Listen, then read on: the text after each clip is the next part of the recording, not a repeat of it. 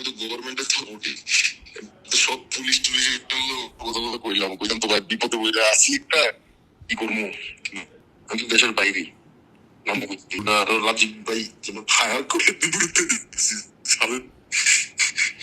আর আমি ক্ষমতা না থাকলে তো লাথি দিয়ে আঙ্গুরে বের করে দেবো ঘরের থেকে। এই বিবেক মনুষ্যত্ববিহীন নিকৃষ্ট অমানুষটা হাসতে হাসতে বর্ণনা দিচ্ছিল তারা কিভাবে আন্দোলনের মধ্যে আমাদের ছাত্র ভাইদেরকে গুলি করছিল। এই অমানুষটি আপনাদের পছন্দের কোনো ইনফ্লুয়েন্সার, কিন্তু কে সে জানতে হলে পুরো ভিডিওটি দেখুন।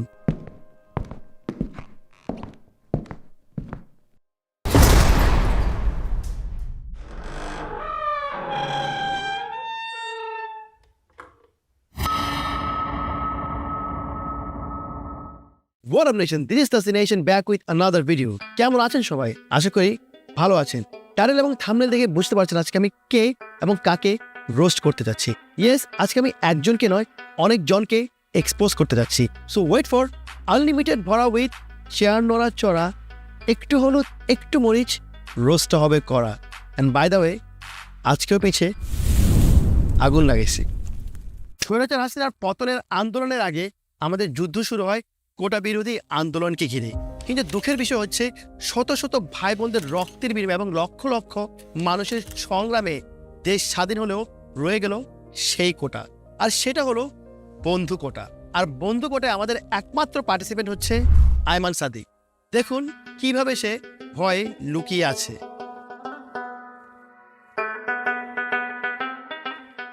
এরপর যখন জয় সুনিশ্চিত হলো তখনই সে সালমানের সাথে গিয়ে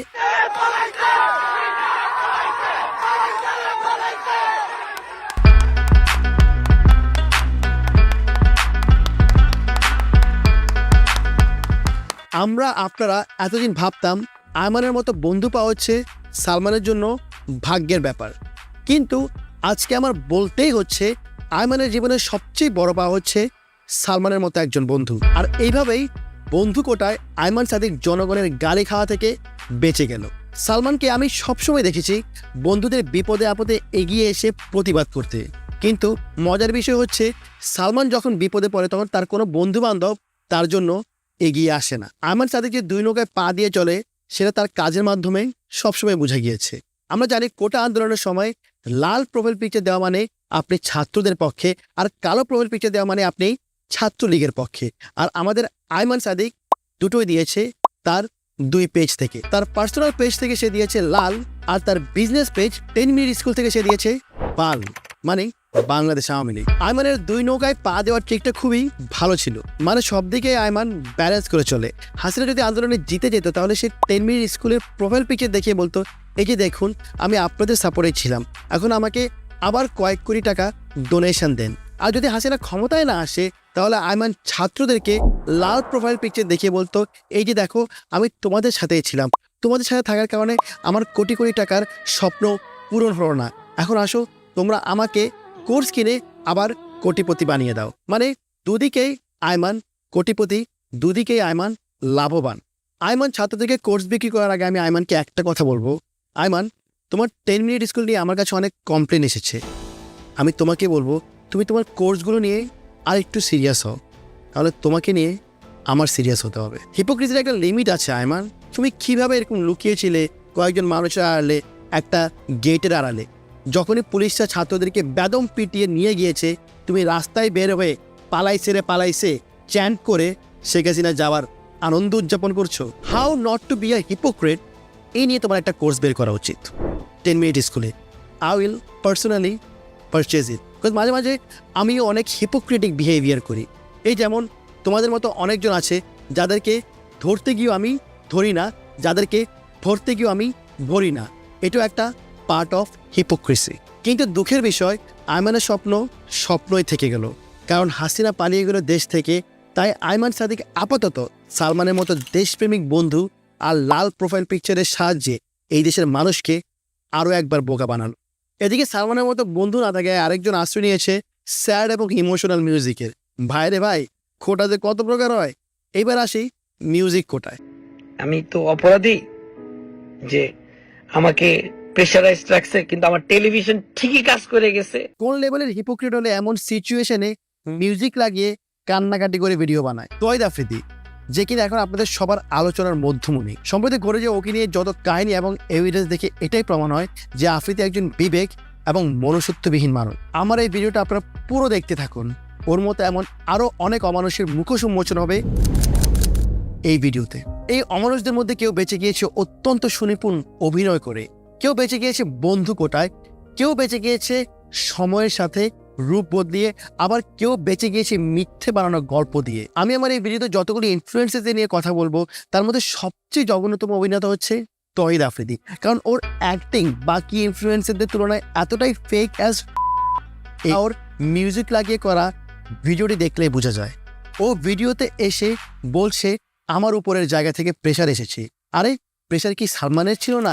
প্রেশার কি যারা এতগুলো স্টুডেন্টস রাস্তায় ছিল ওদের ছিল না? প্রেশার কি ছিল না ওই সকল সমন্বয়কারীদের? ওই 6 সমন্বয়কারীকে যখন তৈরি কাকা হারুন কাকা ডিবি অফিসে নিয়ে যায়, ওরা ওখানে বসে কি প্রেশারে ছিল না? কিন্তু ঠিকই তারা ওই প্রেশার থেকে বের হয়ে আবার রাস্তায় নেমেছে, আবার আন্দোলন করেছে, আবার এই দেশটাকে স্বাধীন করেছে। তো এই প্রেশারের কথা যদি তুই বলিস, এটা হবে তোর একটা লেম এক্সকিউজ, যে এক্সকিউজ তোর অডিয়েন্স, তোর ফ্যান অ্যান্ড তোরই ভালোবাসার মানুষটাও অ্যাকসেপ্ট করতে পারেনি। আফ্রিদি, তোকে যখন আমি ফোন করে বলেছি আফ্রিদি তুই পোস্ট কেন করছিস না, তুই তখন বলেছিস ভাই আমার উপর প্রেশার দিচ্ছে। তুই আরেকটা কথা বলেছিস, তুই যদি ভিডিও করিস, তুই যদি কোনো কথা বলিস, তুই যদি কোনো পোস্ট দিস, তাহলে ওরা মাই টিভি বন্ধ করে দিবে। মাই টিভিতে 1500-2000 মানুষের জীবিকা তোর উপর নির্ভর করে, এই ভয় তুই কথা বলিস না। কিন্তু আফ্রিদি, রাস্তায় 1500-2000 মানুষ মরছিল, আহত হচ্ছিল, ওরা একটাবার চাচ্ছিল তুই একটাবার বল যে আমি আছি তোমাদের সাথে, তুই তো সেটা করলি না। দুবাইতে বসে মানুষ রাস্তায় নেমে ওরা প্রটেস্ট করেছে, যেখানে কিনা দুবাইতে প্রটেস্ট করা ইলিগেল। ওরা প্রটেস্ট করার কারণে ওই 57 জন বাঙালি এখনও জেলে বন্দি। তুই কি দুবাইতে বসে একটা ফেসবুকে পোস্ট দিতে পারলি না? তুই কেন বারবার তোর প্রোফাইল পিকচার চেঞ্জ করছিলি? তুই কেন বারবার তোর পোস্ট দিয়ে ডিলিট করছিলি? এগুলো কি একটা কাপুরুষতা না আফ্রিদি? এবং ওই দিনের পর থেকে তোর প্রতি আমার যে রেসপেক্ট ভালোবাসা অনেকাংশে কমে গিয়েছে। তোকে আমি বলতে চাই আফ্রিদি, তোর কি একবারও বুক কাঁপলো না আবু সাইদের কথা মনে করে? তোর কি একবারও বুক কাঁপলো না ওই মুগ্ধর কথা মনে করে, যে কিনা পানি লাগবে বলে টিয়ার সেলের চোখের পানি মুছছিল, ব্যথায় আক্রান্ত হয়ে স্টিল মানুষকে পানি দিয়ে যাচ্ছিল, ও পানি দিয়ে মৃত্যুবরণ করেছে। তুই কি একটা পোস্ট দিয়ে যদি প্রেশারের কারণে থানায়ও যেতি, তুই কি মনে করিস না তুই একটা হিরো হয়ে যেতি? তুই আজকে একটা হিরো থেকে জিরো হয়ে গিয়েছিস, আর অন্যান্য মানুষ যারা কিনা জিরো ছিল এই আন্দোলনে ঢুকে তারা আজকে সবার কাছে হিরো হয়ে গিয়েছে। আফ্রিদি, তো তুই কখনো হিরো হওয়ার যোগ্যতা রাখিস না বলে আজকে মনে হয় তুই কথা বলতে পারিসনি। সত্যি বলতে তোকে আমি আরও বেশি রোস্ট করতে পারতাম যদি আমার কাছে একটা প্রমাণ আসতো যে তুই কোনো রকম ক্যাম্পেইনের সাথে জড়িত ছিলি। আমি প্রমিস করছি, এটা যদি আমি প্রমাণ পাই, আমি তোকে নিয়ে আরও একটা ভিডিও বানাবো। আমি জানি তোর যদি কিছু হয় 1500-2000 মানুষের সমস্যা হবে, যেটা তুই বারবার বলিস। কিন্তু 1500-2000 মানুষ যারা এখন কবরে আছে, যারা এখন মরে আছে, তাদের সমস্যার কথা ভেবে, তাদের কথা ভেবে আমি তোকে রোস্ট করবো। যাওয়ার পথে আমি আমার চাচুর সাথে দেখা করে যাচ্ছি। সে হচ্ছে আমাদের কলিজার টুকরা, আমার চাচা হারুন কাকা। ডিবি হারুনকে নিয়ে বলতে হলে আমাকে আরেকটি আলাদা ভিডিও বানাতে হবে। এই ডিবি হারুনকে তুই কাকা কাকা বলছিস, তুই কি জানিস ওর হিস্ট্রি কী ছিল? তুই কি জানিস ও কত বড় একটা মার্ডারার? সে কতজনকে মেরেছে, কতজনকে গুম করেছে, কত জঘন্য জঘন্য কাজ করেছে? তুই কিভাবে ওর সাথে ভিডিও করতে পারলি? আবার আমি শুনেছি তুই নাকি বলেছিস যে ওর ভিডিও ডিলিট করতে। কোন ভিডিও ডিলিট করতে বলেছিস? তোর সাথে ওর ভিডিও নাকি ওর টুনটুনির ভিডিও? এটা একটু ক্লিয়ার করিস। আফ্রিদি, তোর উচিত ছিল রাফসানের কাছ থেকে শেখা। রাফসান শুধু ডিবি হারুন নয়, আরও বড় বড় অনেকের সাথে কানেকশন রেখেছে, কিন্তু কখনো দেখায়নি।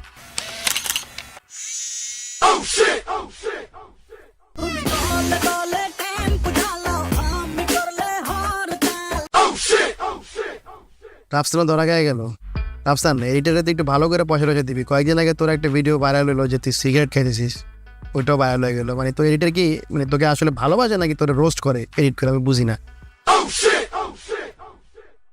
কি হচ্ছে যে প্রমাণ যে তলে তলে টেম্পু সবাই চালায়, কিন্তু দোষ হয় 2-1 জনের। আমার উদ্দেশ্য হচ্ছে এই টেম্পু চালক যারা শেষে এসে প্রশংসা ভেসে যাচ্ছে তাদের মুখোশ উন্মোচন করা। আর এই মুখোশধারী একজন হচ্ছে আমাদের সবার প্রিয় ঋণ খেলাবি খেতাবপ্রাপ্ত রাফসানদা ছোট ভাই। এই রাফসানের মতো ছেলেরা কেন আবু সাইদের মতো রাস্তায় গিয়ে আন্দোলন করে না, সেটার একটা উদাহরণ আমি আপনাদেরকে দেখাচ্ছি। তন্ময়, ওর সাথে আমার একটা ছবি তুলো তো। এই ছবির তুমি একটা কপি নিবা, সাথে ক্যারি করবা, রেস্টুরেন্টে যখন ঢুকতে না দিবে তুমি এই ছবিটা তাদেরকে দেখাবা, তুমি আস্তে আস্তে তাকে বলবা যদি আপনি জানেন কার সাথে আমার পরিচয় আছে, না জানলে আপনার গ্যাস লাইনও কাটা যাবে, বিদ্যুতের লাইন কাটা যাবে। বিদ্যুৎ ও জ্বালানি প্রতিমন্ত্রী বিপু রাফসানকে কি পাওয়ারটা দিয়েছে দেখেছেন? এদের ফেপকে কাজে লাগিয়ে দেশের সরকার এবং আইনের কাছ থেকে সাহায্য নিয়ে যা ইচ্ছা তা করে বেড়াতে পারছে, কিন্তু একজন সাধারণ মানুষ তো তা পারবে না। তারা রাফসানের মতো মানুষের কিভাবে বুঝবে একজন খেটে খাওয়া সাধারণ মানুষের জীবনের তাগিদে কি পরিমাণ কষ্ট সহ্য করতে হয়? রাফসানের মতো মানুষের কিভাবে বুঝবে অধিকার এবং বাক স্বাধীনতার সংজ্ঞা? তাই ওরা রাস্তায় নামে না, নামে তখনই যখন জয় হয় সুনিশ্চিত। আপনারা হ্যাঁ ঠিক আছে, হ্যাঁ সবার কাটাইতে পারি নাই। রাফসান ইভেন এই বিপুর নির্বাচন প্রচারণা পর্যন্ত করেছে ওই নৌকাতে বসে, যেই নৌকায় সে হারুনের অবৈধ টাকা দিয়ে কেনা প্রেসিডেন্ট রিসোর্টের প্রমোশন করেছে। রাফসানের নৌকার প্রতি যে লয়্যালটি, সেটা সালমান এফ রহমানের নৌকার প্রতি লয়্যালটি থেকে কোনো অংশে কম নয়। এই বিদ্যুৎ মন্ত্রী বিপু যে কি পরিমাণ করাপ্টেড তা সবারই জানা। এই করাপ্টেড মন্ত্রীকে রাফসান প্রমোট করে যায় অবিরত। আবার এই রাফসানই ডিক্টেটর হাসিনার সামনে তার প্রশংসা করছিল। আমি শুনেছিলাম আপনি অনেক ভালো মরক পোলাও রান্না করেন। আপনার কাছে আপনার বেস্ট আইটেম কোনটা? আর আমি কি রিভিউ করতে পারবো এটা? If possible? হাসিনার হাতে রান্না করা বিরিয়ানি রিভিউ করতে চাচ্ছিল। ইভেন হাসিনাকে টাইমস ম্যাগাজিনের সবচেয়ে পাওয়ারফুল উইমেন বলা হয়েছে, এটাও সে জনসম্মুখে প্রচার করছিল। Times Magazine, you're one of the most powerful people. আমার রাফসানের কাছে একটা প্রশ্ন, তুমি কি শুধু হাসিনাকে নিয়ে কেউ ভালো কথা বললেই চোখ খুলে রাখো আর বাকি সময় তোমার চোখ অন্ধ থাকে? চোখ থাকিতে অন্ধ, এই উক্তিটা মনে হয় তোমার সাথে ভালোভাবে যায়। আর তুমিই বলো bringing justice to you guys, এইটাই তোমার জাস্টিস, যেখানে কিনা তুমি এসব অরাজকতা দেখিয়ে থাকো, প্রমোট করে থাকো। ডিক্টেটর হাসিনাকে তুমি বলো সবচেয়ে powerful women. Is this what you call justice? Is this justice you are bringing to your nation, Rafsan? And this is Rafsan the Chota Bhai, bringing justice. Wow, justice. তুমি শুধু টাইমস ম্যাগাজিনে হাসিনাকে যে পাওয়ারফুল উইমেন বলেছে সেটাই দেখেছো, কিন্তু ওকে যে international media কতবার ডিক্টেটর বলেছে, ওর রেজিমকে যে কতবার অটোক্রেটিক বলেছে সেটা তুমি দেখোনি রাফসান। এখন আবার এটা বলো না যে কীভাবে আমি প্রাইম মিনিস্টারকে ওনারই সামনে ডিক্টেটর বলবো। তোমাকে কেউ ডিক্টেটর বলতে বলেনি রাফসান, কিন্তু তুমি যেভাবে ওদিন তেল দিচ্ছিলে, ওই তেল যদি আমরা ইউএসএতে আনি তাহলে আমাদের মিডল ইস্টার্ন কান্ট্রিতে আর যুদ্ধ করতে হবে না। এই তেল দিয়েই আমরা ইউএসএ 20 থেকে 25 বছর চলতে পারবো। তুমি এটাও বলতে পারো যে তোমাকে জোর করে এখানে নিয়ে গিয়েছে, তুমি ভয় পেয়েছো, যেটা কিনা তোমাদের সব ইনফ্লুয়েন্সারদের এখন একটা কমন ডায়লগ। আমি এটা বলতে চাই যে সালমানকেও এই সেম ক্যাম্পেনে ডাকা হয়েছিল, কিন্তু সালমান যায়নি। এতেই সালমান ক্লিয়ার করে যে সালমান অলওয়েজ এই ডিক্টেটর গভর্নমেন্টের কোনো কিছুতে নিজেকে পার্টিসিপেট করতে চায়নি।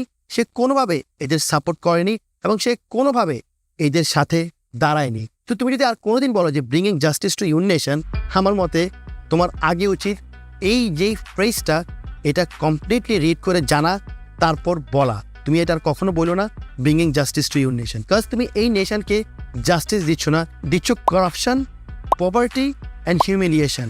তুমি রাফসান কতগুলো মানুষের যে জীবন নষ্ট করেছো, কতগুলো রেস্টুরেন্ট যে তুমি বন্ধ করেছো, তাদের ইনকাম সোর্স তুমি কমিয়েছো, তার কোনো ধারণা নেই।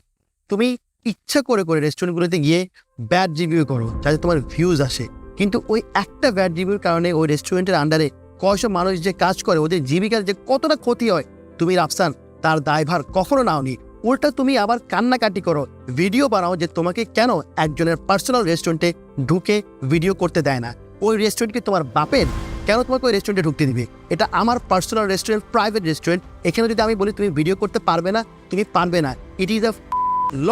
If you don't know that law, you should learn it. তো তুমি কেন এসব ভিডিও বানাও? তুমি কেন এতগুলো মানুষের অ্যাগেনস্টে দাঁড়িয়ে, এতগুলো রেস্টুরেন্টের অ্যাগেনস্টে দাঁড়িয়ে এতগুলো বিজনেসকে তুমি বন্ধ করার পায়তারা করেছো? যেখানে মানুষ জবের জন্য মরছে, যেখানে মানুষ একটু রুজি রুটির জন্য মরছে, যেখানে মানুষ কাজ করতে পারছে না, সেখানে তুমি মানুষের ইনকাম সোর্স বন্ধ করছো। এক একটা রেস্টুরেন্টে কয়টা মানুষ কাজ করে তোমার কি কোনো ধারণা আছে রাফসান?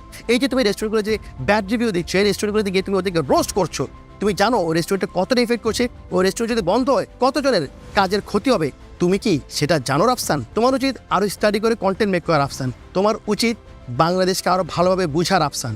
আমাদের দেশে মানুষ খুবই কষ্টে আছে, আর সেখানে তুমি রাফসান ভিডিও করে করে মানুষের জব কেড়ে নিচ্ছিলা।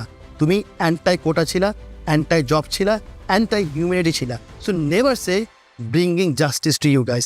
You always brought injustice. তুমি পাওয়ার লোভে এতটাই পাগল হয়ে গিয়েছো রাফসান যে তুমি এসব মন্ত্রী মিনিস্টারের প্রমোশন করা, এসব প্রধানমন্ত্রী ক্যাম্পেইনে যাওয়া, এগুলোকে একটা অ্যাচিভমেন্ট ভাবা শুরু করে দিয়েছিলে। কিন্তু এই অ্যাচিভমেন্টগুলো আজকে তোমার জীবনে কলঙ্ক হয়ে দাঁড়িয়েছে রাফসান।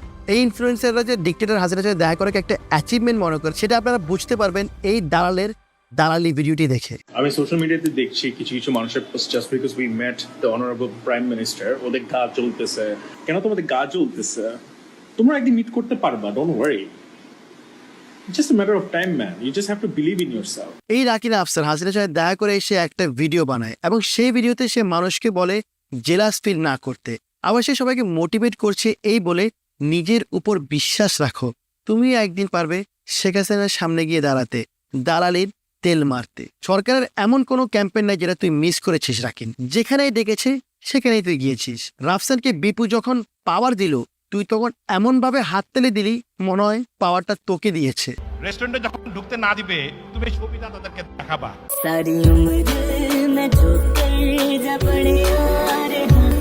এই রাকিন হাসিনাকে বললি আপনি যে ডিজিটাল বাংলাদেশ গড়ার প্রতিচ্ছবি দেখিয়েছিলেন সেটা অলরেডি আমরা দেখতে পাচ্ছি। আমরা দেখেছিলাম যে আমাদের যেরকম ডিজিটাল বাংলাদেশ এস্টাবলিশ করে আপনি প্রতিশ্রুতি দিয়েছিলেন, এন্ড ওইটা অলরেডি আমরা সাকসেসফুলি দেখতে পেলাম। এই লুটপাটের বাংলাদেশকে যদি তুই ডিজিটাল বাংলাদেশ বলে সংজ্ঞায়িত করিস, তাহলে তোর মতো পা চাটা শ্রেণীদের কাছে শেখ হাসিনা একজন সফল প্রধানমন্ত্রী। হাসিনা ক্ষমতা অবস্থায় পা চেটেছিস, আবার যখন পালিয়ে গিয়েছে তখনই তার উপর আবার মিমসও বানাচ্ছিস। শেখ হাসিনা পালিয়ে গেছে, শেখ হাসিনা নাই, শেখ হাসিনা চলে গেছে, শেখ হাসিনা পালায় না।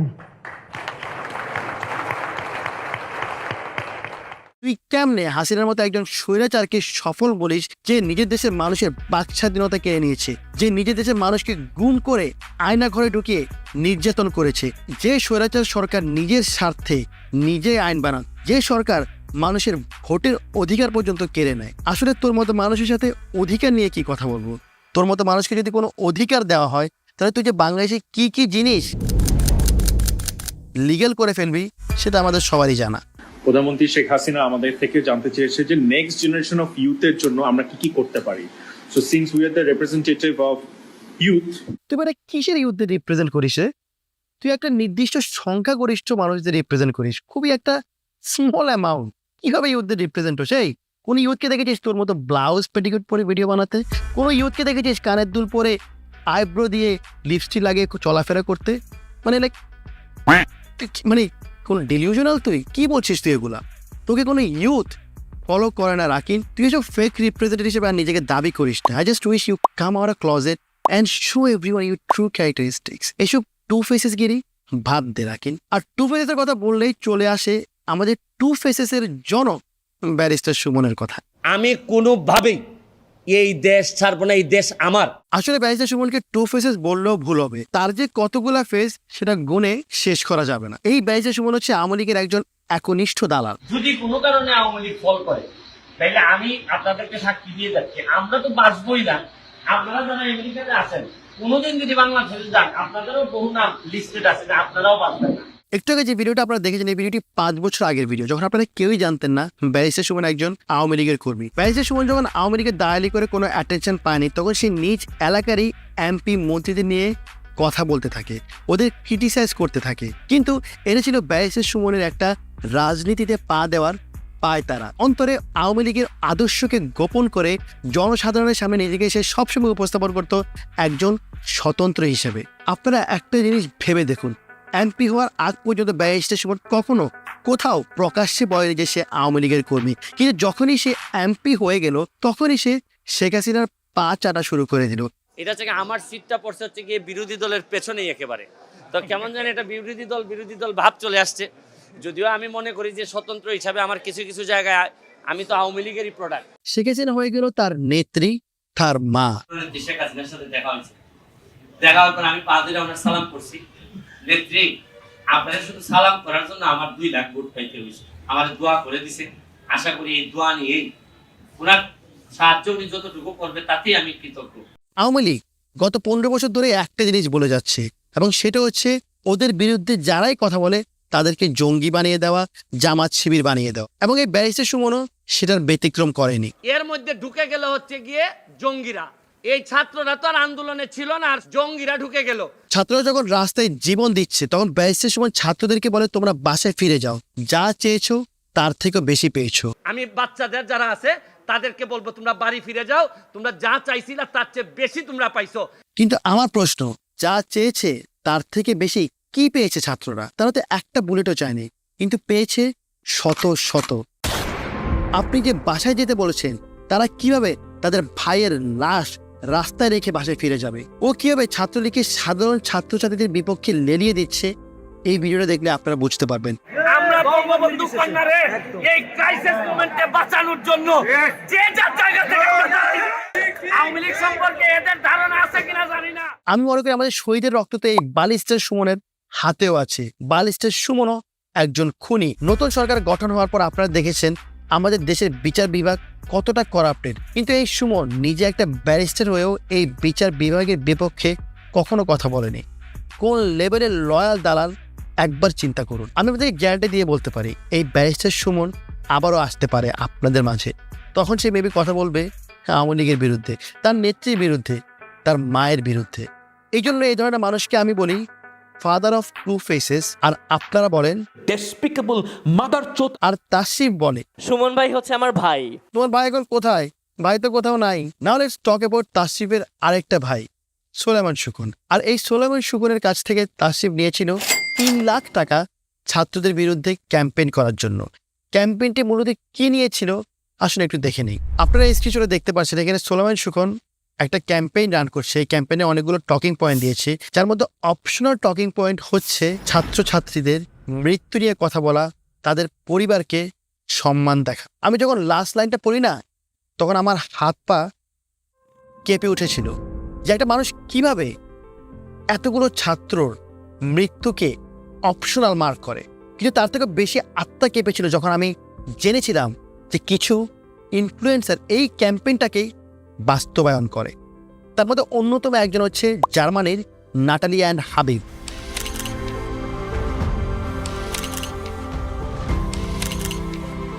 এই স্ক্রিনশটটা দেখলে আপনি স্ক্রিনে বুঝতে পারবেন যে সোলাইমান সুকুনের যে স্ক্রিনশটটা ছিল সেটা জার্মানির নাটালি অ্যান্ড হাবিবের স্ক্রিনশটের সাথে কতটুকু সামঞ্জস্য রক্ষা করছে। ঠিক যেমন সোলাইমান সুকুন ওর ক্যাম্পেইনে বলেছিল কয়েকটি টকিং পয়েন্ট, নাটালি আর হাবিব সেই টকিং পয়েন্ট নিয়ে কথাগুলো বলেছে এবং অপশনাল হিসেবে ছাত্রদের মৃত্যু নিয়ে কথা বলেছে। কিভাবে স্টুডেন্টদের রক্ত মাখা টাকা নিয়ে এই দালাল হাবিব ক্যাম্পেইনটি বাস্তবায়ন করেছে আপনারা কি বুঝতে পারছেন? এই ক্যাম্পেইন দেওয়ার কিছুক্ষণ পরেই এই অনেক গালি খায়। গালিগুলো খেয়ে হাবিব পোস্টটি ডিলিট করে দেয় এবং ডিলিট করে সে বলে এটা নাকি তার অ্যাডমিন দিয়েছে। একটা মিথ্যা কথা বললে অনেক মিথ্যা কথা মানে অনেক এসব নাটক অনেক আগে আমরা জানি প্রিয়। নাটক কম করো প্রিয়। যদিও হাবিব অ্যাডমিনের দোহাই দিয়ে বেঁচে গিয়েছে, কিন্তু বাঁচতে পারে বাংলাদেশের এক টিকটকার এবং সে হয়েছে এই ক্যাম্পেইনের বলির পাঠা। লাস্ট কয়েকদিনে আমাদের দেশের বিভিন্ন জায়গায় আমাদের অনেক সম্পদ নষ্ট হয়েছে, আরো 1 বছর লাগবে। এই ক্ষতি আমাদেরই ক্ষতি। আর আমি দেখেছি যেসব জায়গায় আমার যেতে জাস্ট 15 মিনিট সময় লাগতো, এখন জ্যামের কারণে আমার 2 ঘন্টারও বেশি সময় লাগছে। The next day. পাতি নিয়ে আসছে ওরা, মামাজি বড় বড় চাপাতি নিয়ে গিয়ে ভাঙতেছে, আমার পুরো বাসা ভেঙে দিয়েছে। এই টিকটকারটার নাম প্রীতি। প্রীতির ভিডিওটা দেখে মনে হচ্ছিল the situation was pretty bad. 2000 years later. Tahmina Chowdhury প্রীতি নামে আমি যে কথাটা বলছিলাম লাইভে এসে, তো ও বলছিলাম যে ও টাকা নিচ্ছে, টাকা নেওয়ার পরে এই ভিডিওটা করছে। আসলে এই জিনিসটা একটু রং, কারণ আমি ওই ভিডিওতে বলে ফেলছিলাম। আর ওই টাকা সে নেয় নাই, তার বাবা একটা পলিটিক্যাল লিডার ছিল, দ্যাটস ওয়াই ওই হিসাবে ওর বাসায় হামলাটা হয়েছে।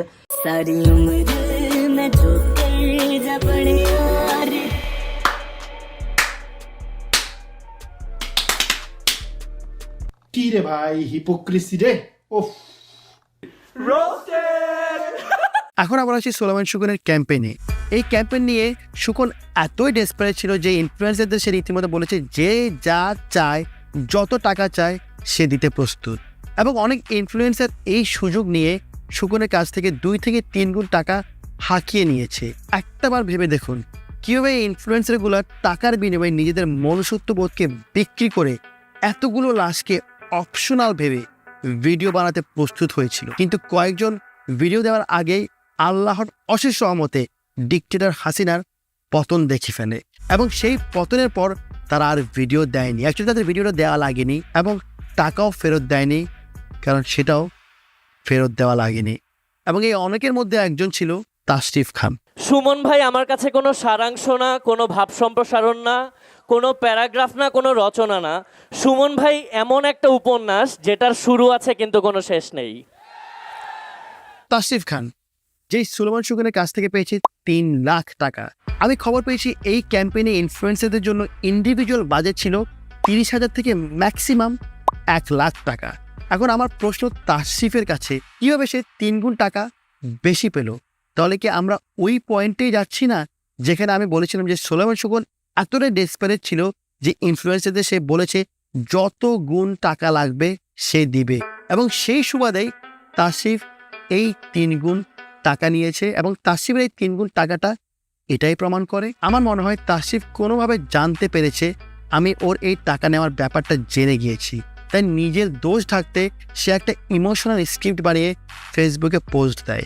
আমি জাস্ট আমার মনের কয়েকটা কথা শেয়ার করতে চাই আপনাদের সঙ্গে।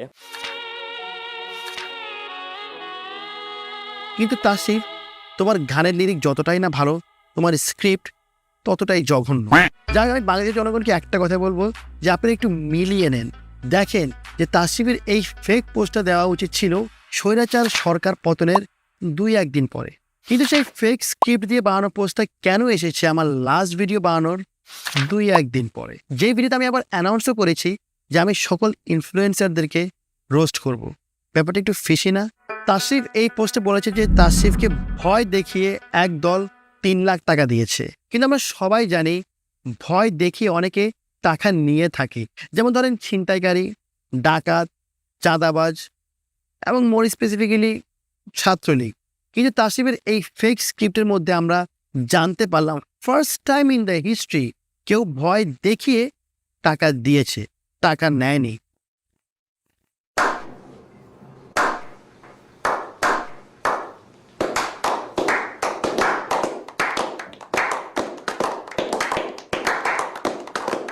This is something never heard of. এটা কি টাইপের স্ক্রিপ্ট তাশরিফ লিখলো? তাশরিফ এটাও বলেছে সে নাকি টাকাটা ফিরিয়ে দিয়েছে, কিন্তু তার পোস্টে আমরা সেটা কোনো প্রমাণ পাইনি। আমার মতে তাশরিফ এই টাকাটা সুলেমান সুগনকে ফিরিয়ে দিয়েছে কিনা দেয়নি সেটা একমাত্র প্রমাণ করতে পারবে সুলেমান সুগন নিজেই, এবং এই কারণেই তাশরিফ একবারও সুলেমান সুগনের নাম তার পোস্টে নেয়নি। তাশরিফকে অনেকে জিজ্ঞেস করেছে যে পার্সনটা কে, নাম বলতে, তারপর সে নাম বলেনি, কারণ সুকনের তথ্য হলে ফাঁস, তাশরিফ খান খাবে বাস। এখন যদি তাশরিফ আমাদের এই কথার কাউন্টার দেয় যে সুলেমান সুগন টাকা পেয়েও যদি বলে পায়নি কিংবা কখনো কোনো স্টেটমেন্ট না দেয়, তাহলে কি আমরা ধরে নিব যে আসলেই টাকা ব্যাক দেওয়া হয়নি? উত্তর হবে হ্যাঁ, আমরা সেটাই ধরে নিব। সো এইটি থেকে বাঁচার একটি উপায় আমি তাশরিফকে দিতে পারি, এবং তা হলো এই 3 লাখ টাকাটা মিনিমাম 3 জন শহীদ পরিবারকে সমানভাবে বন্টন করে দিতে।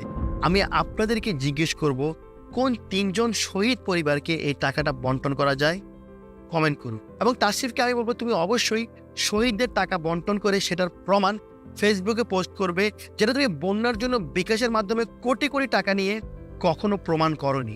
বিকাশ নিয়ে কথা বলতে একটা প্রসঙ্গ অবশ্যই চলে আসে, সেটা হচ্ছে সরকার যখনই পাবলিক ফান্ডিং রেইজ বন্ধ করে দেয়, জনগণ থেকে টাকা তোলা বন্ধ করে দেয়, তখনই কি দেশের বন্যা হওয়া বন্ধ হয়ে যায়, সকল দুর্যোগ দূর হয়ে যায়? সব কথা শেষ করতে হলো তাশরিফকে আমি জিজ্ঞেস করতে চাই, আমি মানলাম তুমি ভয় পেয়ে টাকা নিয়েছো, আমি মানলাম তুমি ভয় পেয়ে সুকনের ক্যাম্পেইন করতে চেয়েছো, কিন্তু আমি এটা মানতে পারছি না কয়েক মাস আগে তুমি যখন স্যুট বুট পরে শেখ হাসিনার জন্য হাসি খুশিভাবে ক্যাম্পেইন করছিলে, তখন তো তোমার মুখ দেখে একটুও কোনো ভয়ের ছাপ দেখা যায়নি। তোমার হাস্যোজ্জ্বল মুখ দেখে মনে হচ্ছিল এই যেন এক বিশাল অ্যাচিভমেন্ট। তোমার এই অ্যাচিভমেন্টকে জানাই জনগণ ধিক্কার, আর তোমার এই 3 লাখ টাকার পিছে আছে শত লাশের চিৎকার। সেই লাশের চিৎকার শুনে হাসছিল এক বিবেকহীন অমানুষ। আমি তো গভর্নমেন্টের সাপোর্টে সব পুলিশ কথা কইলাম তো ভাই বিপদে বইরা আছি একটা কি করবো, আমি তো দেশের বাইরে নাম রাজীব ভাই যেন ফায়ার করে বিপরীতে দিচ্ছি সালেন। আর আমি ক্ষমতা না থাকলে তো লাথি দিয়ে আঙ্গুরে বের করে দেবো ঘরের থেকে। আরএস ফাহিম চৌধুরী। প্রথমে যে ভয়েস রেকর্ডটা আপনারা শুনেছেন সেটা তারই ভয়েস রেকর্ড ছিল। আমার এই ভিডিও সবচেয়ে বড় অমানুষ, সবচেয়ে বড় মনুষ্যত্বহীন একটা নরপশু, যার নাম হচ্ছে আরএস ফাহিম। সে তার বড় ভাই মোহাম্মদপুরের সবচেয়ে বড় সন্ত্রাসী রাজীবের কথাই বলেছিল এই কল রেকর্ডটাতে। এই রাজীব একজন জেল খাটা বিশেষ সন্ত্রাসী। ওয়ার্ড কাউন্সিলর তারিকুজ্জামান রাজীবের বিরুদ্ধে ভূমি দখল, চাঁদাবাজি ও তারিকুজ্জামান রাজীবকে অস্ত্র ও মাদক মামলায়। কাউন্সিলর তারিকুজ্জামান ওরফে রাজীব ছিলেন টং দোকানদার, এখন হয়ে গেছেন কয়েকশো কোটি টাকার মালিক। মোহাম্মদপুরের যত ক্রিমিনাল অ্যাক্টিভিটিস হয় সব এই রাজীবের নেতৃত্বে হয়, আর এই রাজীবকে ব্যবহার করে আরএস ফাহিম তার ক্ষমতার অপব্যবহার করে বেড়ায় প্রতিনিয়ত। ঠিক যেমন রাফসানকে বিদ্যুৎ মন্ত্রী বিপু ক্ষমতা দিয়েছিল, একইভাবে ফাহিমকে এই সন্ত্রাসী রাজীব ক্ষমতা দিয়েছে। আর এই ক্ষমতার অপব্যবহার করে আরএস ফাহিম মোহাম্মদপুরে একটা ত্রাস সৃষ্টি করে, এমনকি অবৈধভাবে সিটি কর্পোরেশনের স্টিকার তার গাড়িতে লাগিয়ে দাপট দেখিয়ে বেড়ায়। আরএস ফাহিমের গাড়িতে কিভাবে, কোন যুক্তিতে সিটি কর্পোরেশনের স্টিকার থাকতো, তার কাছে আমার এই প্রশ্ন। আমার কাছে এই কম্পিউটার আছে যে আরএস ফাহিম এই সিটি কর্পোরেশনের স্টিকার দেখে টোল দিত না এবং রাস্তাঘাটে শোডাউন করে বেড়াতো। বাংলাদেশের জামের অনেকগুলো কারণের মধ্যে অন্যতম একটি কারণ হচ্ছে আরএস ফাহিম। তার এই আননেসেসারি শোডাউনের কারণে কিছুদিন আগে তারই টিমের একজন ছেলে প্রাণও হারিয়েছে। আরএস ফাহিম তার নিজের ভিডিওকে একটা তাজালাশের থেকে বেশি গুরুত্বপূর্ণ ভাবে। সেটার প্রমাণ হয় রিস্ক জেনেও রাতের বেলায় ওই ছেলেকে গাড়ির সানরুফ দিয়ে মাথা বের করে তার শোডাউনের ভিডিও করানো। সে জানতো এটা কতটা রিস্কি, কতটা ঝুঁকিপূর্ণ, তারপরে সে ওই ছেলেটাকে দিয়ে ওই ভিডিও করায় রাতের বেলা শোডাউন। Like why? সো আমি ওই নিহত ভাইয়ের পরিবারকে বলতে চাই, প্লিজ আপনারা একটি মামলা করুন, এটার একটি সুষ্ঠু তদন্ত করুন। তখন ওই সময় একটা বিষয় আমার কাছে খুবই অদ্ভুত লাগে, তা হলো তার টিমের একজন ইম্পর্টেন্ট মেম্বার মারা যাওয়ার পরও সে কিভাবে কয়েকদিন পরে আগের মতো ভিডিও বানানো শুরু করে দেয়, কিভাবে বিভিন্ন জায়গায় হাসি মুখে ঘুরতে যায়, ভ্লগ করে। আসলে অদ্ভুত লাগার কিছু নেই, কারণ মানুষের মৃত্যুর প্রতি আরএস ফাহিম যে কেয়ার করে না সেটা আমরা তার কল রেকর্ড শুনে বুঝতে পারি। কিভাবে হাসতে হাসতে একটা মানুষ বলতে পারে রাজীব ভাই ফায়ার করে ডেরুম ডেরুম সাদার্থে। রাজীব ভাই যেন ফায়ার করে বিপরীতে দিচ্ছি সালেন। ফায়ারটা করছে কাকে? আমাদেরই ছাত্রদেরকে।